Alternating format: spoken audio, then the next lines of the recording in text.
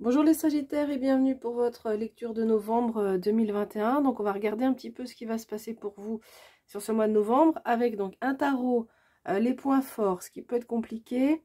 On va regarder le conseil du tarot et l'issue du mois, qu'est-ce qui va passer sur comment va se passer ce mois de novembre en général. Un complément pour le sentimental et un complément pour le professionnel. Et puis je demanderai un message complémentaire de l'oracle du Phénix de Damien Jacquemet, mais on verra ça à la fin. Alors, point d'appui, c'est ce 9 de bâton. Eh bien, vous saurez vraiment avoir du self-control dans l'adversité. Hein. On voit que cette personne est un peu acculée et que s'il y a une situation qui se présente un peu compliquée, un peu difficile, eh bien, vous saurez la surmonter. Voilà, donc c'est un beau point d'appui. Du self-control et une capacité à surmonter ce qui peut se présenter à vous. Donc ça, c'est intéressant comme point d'appui. Alors ici, en contre, on a la papesse, donc peut-être un manque d'intuition sur ce mois de novembre, un manque de... un manque peut-être de... alors ouais, c'est pas la perspicacité parce que là il y a la reine d'épée, mais non, vraiment je pense à un manque d'intuition. Et en fait, vos intuitions visiblement sont ralenties par le mental ici, parce qu'avec le 9, on conseille ici le 9 d'épée. Donc moi j'ai ce que je comprends de cette interprétation, c'est que votre mental risque de surjouer. On a aussi la reine d'épée qui est dans le mental aussi.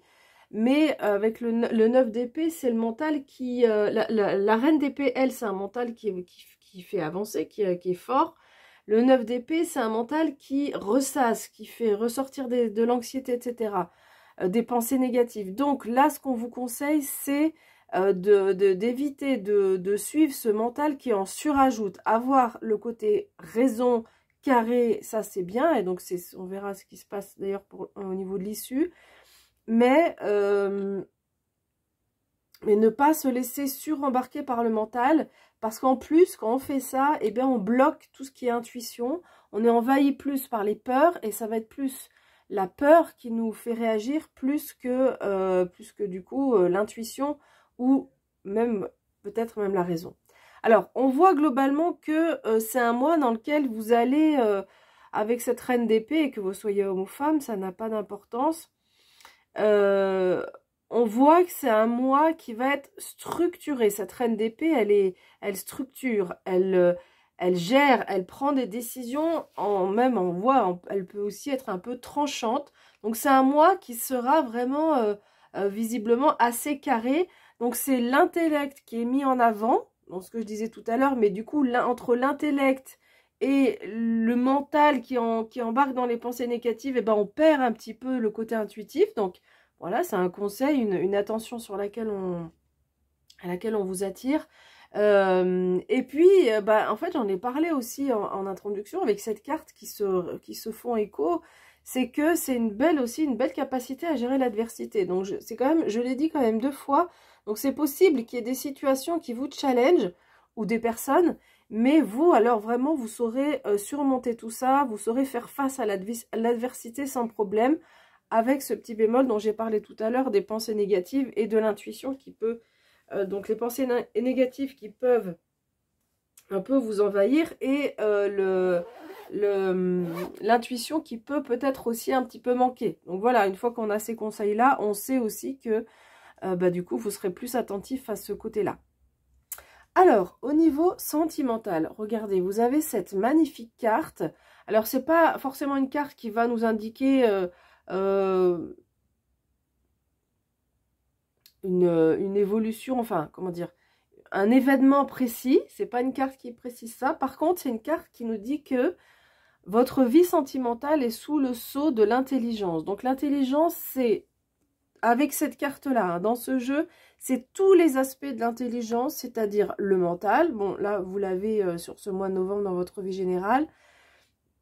Le mental, l'intellect, plutôt.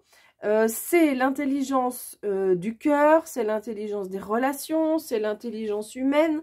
Voilà, c'est vraiment toutes les formes d'intelligence. Et ça, bah vous avez ces énergies-là dans votre vie sentimentale. Donc, globalement, ça vous permet de progresser, d'avancer.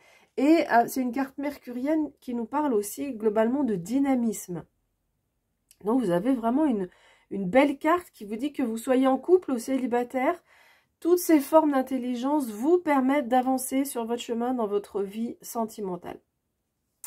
Et puis, c'est vraiment ce qui est mis en avant, c'est-à-dire que vous aurez, je ne sais pas, s'il y a de l'adversité dans la vie sentimentale, vous aurez l'intelligence pour trouver les solutions, pour avancer, pour dépasser cette adversité-là.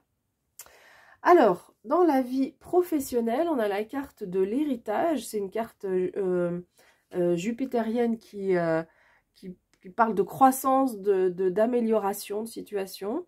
Et cette amélioration, elle se fait grâce à votre expérience. La carte de l'héritage, c'est toutes les expériences passées qu'on a pu acquérir avec, quelles que soient les situations. Des fois, on rencontre une situation agréable, on en tire des conséquences.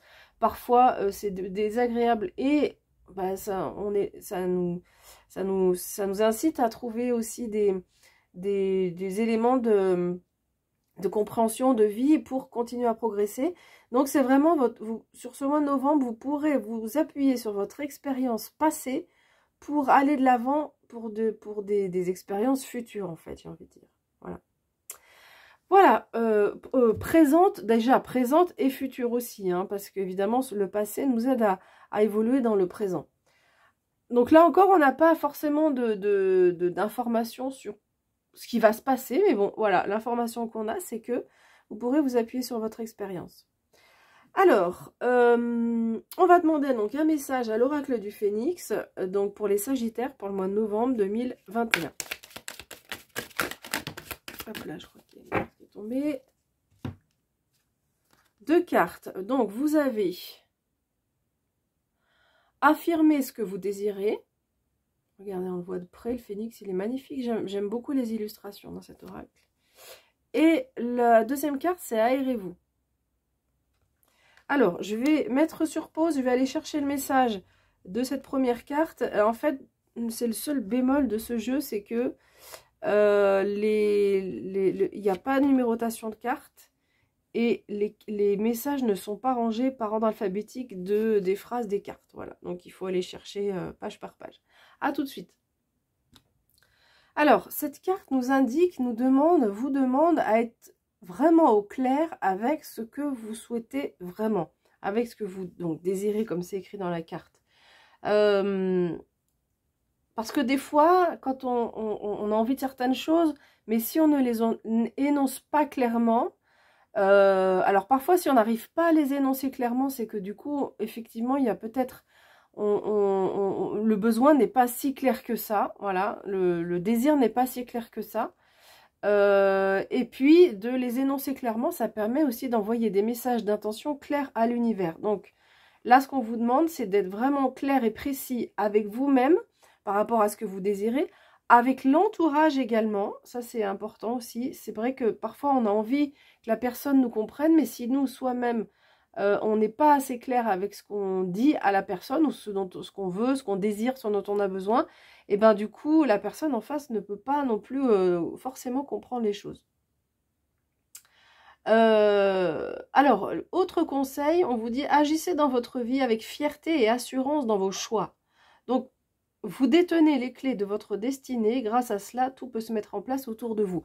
Donc, on voit, c'est une carte qui est vraiment positive, et qui vous tire vers l'avant, et à condition vraiment d'énoncer clairement ce que vous désirez, donc l'affirmer déjà par rapport à soi-même et puis ensuite par rapport à l'entourage. Et puis vous avez donc cette carte qui vous invite à vous aérer. Alors c'est une carte qui nous parle de de s'aérer. On voit là ici clairement que c'est dans une forêt. Le texte en fait vous dit de vous aérer quel que soit l'endroit. Si vous êtes en ville, que vous aimez vous promener en ville, faites-le. Ce qui est important, c'est d'une part de sortir de la routine et de sortir de tout ce qui est programmé. Donc Parfois, on a des emplois du temps chargés et on est pris, on est un peu happé par le quotidien et on se laisse, on s'oublie un petit peu. Donc là, c'est vraiment sortez de votre routine, cassez la routine. Et puis, le deuxième message, c'est aussi de prendre soin de vous. Là, il y a un besoin, on vous dit aussi au niveau énergétique, de retrouver un équilibre. Et donc, cet équilibre, il passe par le fait de sortir de la routine, de s'aérer la tête, hein, c'est assez clair comme message, de prendre soin de soi. Donc, prendre soin de soi, c'est déjà le premier élément, c'est de faire des choses que vous aimez faire, qui vous font du bien, qui vous font plaisir. Voilà les messages qu'on a avec ces cartes. J'ai fini avec cette interprétation. Si vous souhaitez me soutenir, c'est simple, bah, vous laissez un like. Vous pouvez également vous abonner à cette page. Et puis, comme ça, vous retrouvez s'abonner à cette chaîne, pardon. Comme ça, vous retrouvez les vidéos mois par mois. Voilà. Voilà, bah écoutez, je vous souhaite de prendre bien soin de vous, de vous aérer. Et puis, je vous dis à bientôt.